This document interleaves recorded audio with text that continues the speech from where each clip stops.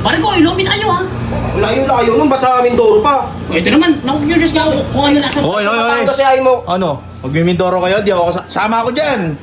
Maglulomi kami sa Mindoro eh. Ano maglulumi ko? Hindi nga ako sasama. Layo-layo nun eh. Hindi daw, curious kasi ako pare ko isa lasa ng lomi doon sa Mindoro eh. Baka masarap eh. Kasi tama mo, may lomi dito sa Taguig. Ay, dito na tayo. Mindoro Mindoro na lang. Mindoro kahit Batangas yung pawayain, ayoko. Tara na, sagot mo na. Sugot mo Sagot na. mo na. Tara. Ano naman Tara, to? buksan yung pinto. Dali. Tulong mo yan. Yung gamit pala. Oo, wag na tayo magamit.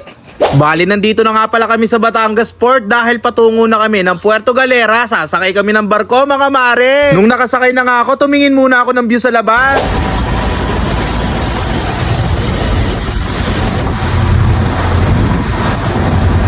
Makalipas nga ang isang oras, mga mare, nakarating na kami ng Puerto Galera. Dali-dali na nga pala akong bumaba ng barko para makapaghanap na kami ng lomi. O eto mga mare, may nakalagay na Puerto Galera. Baka kasi hindi kayo maniwala. So mga mare, nandito kami ngayon sa Puerto Galera at may nakita kaming lumihan dito na napakagandang kainan dahil ganito yung view niya, mga mare. Ayan o. Pang! Napakaganda. Mag-i-enjoy tayo dito, tara. Bale, eto nga pala yung maliit na bahay, mga mare, na nakita namin na nagtitinda ng lomi. Sabay may magandang spot pa at magandang view. Nakaka-enjoy kumain dito, lalo na kapag libre ni Kuya Charlie Boy. Solid nga ng lomi dito, mga mare, dahil nag-uumapaw sa laman, 80 pesos lang. Bale, hindi nga pala loming Batangas ang tawag dito, kundi loming niya. Lomi daw kasi ni ate to at hindi mo matatawag na loming Batangas to. Dahil taga Puerto Galera, Mindoro ang gumagawa nito. Kaya naman matatawag ko itong Lomi Mindoro. What na? Kaya sa mga taga-Taguig dyan, subukan nyo na maglomi dito sa Mindoro. Promise, di kayo magsisisi. Bukod kasi sa nakapaglomi ka na, may nakita ka pang napakagandang view. So, paano mga mare? FT na tayo. Pre, ito na yung lomi natin, oh. Okay na pala eh. Te, magkano yan, te? 80. 80. Uy, yun, oh. Ano kaya lasa Grabe, niya, no? oh. Ano kaya lasa nito? Sa Taguig, nakatikim tayo ng lomi sa Mindoro. Hindi natin alam kung ano lasa, di ba? Ate, anong tawag mo dito? Lomi mo? Lomi ko. Lomi yan. Lomi mo, lomi niya. Hindi lomi Batangas yan, Oh. lomi niya. Lomi niya. Lomi niya. Ako magbabayad, siya. Yan. Bayad siya. Bayad ka. Ako? Oo. Yeah. Bayad ka na. Kakain lang ako Yun So guys, eto nga pala yung nakita namin lumihan. Tapos ganito yung view. Woo! Ayan napakaganda. So mga mare, eto na nga. Dito nga ako nailibre ni Kuya Charlie Boy. Sa may KM90.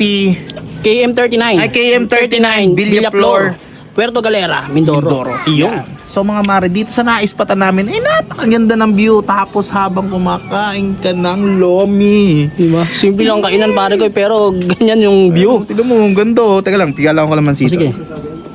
Ayun Pare ko 80 pesos lang yan, no? Yung 80 lomi niya. pesos lang to. Pero tingnan mo lagayan. Ito nga pala yung lomi niya. Lomi ni ate. Hindi loming Batangas Lomi niya. Ayan, lomi ni ate yan. Tingnan mo na. Woo! Oo. Napakalapot. Oh my God.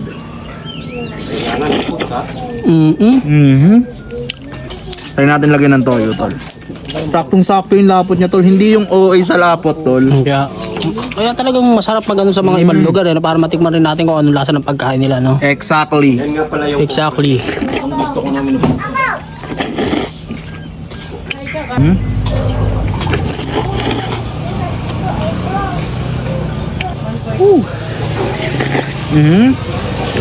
Patay maraming sili, tol.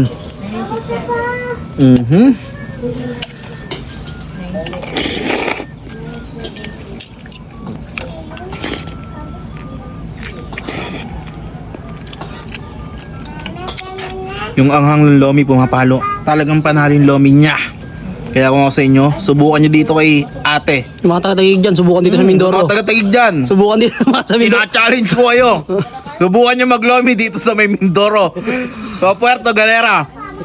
Abangan ko kayo dito Bali, dito nga pala kami nag-stay sa Sandstorm Lodge. Dito kasi sa Sandstorm ay pwede nyo ma-avail ang kanilang tour plus accommodation package. Sa halagang 4,500 ay magiging solid na ang experience mo dito. Kasama sa package nila ang snorkeling, land tour, at break pa sa loob ng 3 days. Kung gusto mo naman mag-island hopping, mag-add ka lang ng 300 pesos. Or pwede mo rin naman palitan yung island hopping ng land tour. Syempre kasama na rin sa inabil mo yung shuttle service at yung magtutur sa inyo. Sobrang bait ng mga nagtutur dito mga mare, sobrang friendly nila. Kaya naman kung magbabakasyon kayo dito sa Puerto Galera ay mag-message lang sa Sandstorm Lodge. At kapag puno na ang kanilang mga rooms at gusto mong maggala, mag-message ka lang sa Puerto Galera P2P. Meron din sila ditong beach hopping, snorkeling at land tour. Kaya naman kung gusto mong maka-experience ng ganito, nako, pumunta ka na sa Puerto Galera. Let's go!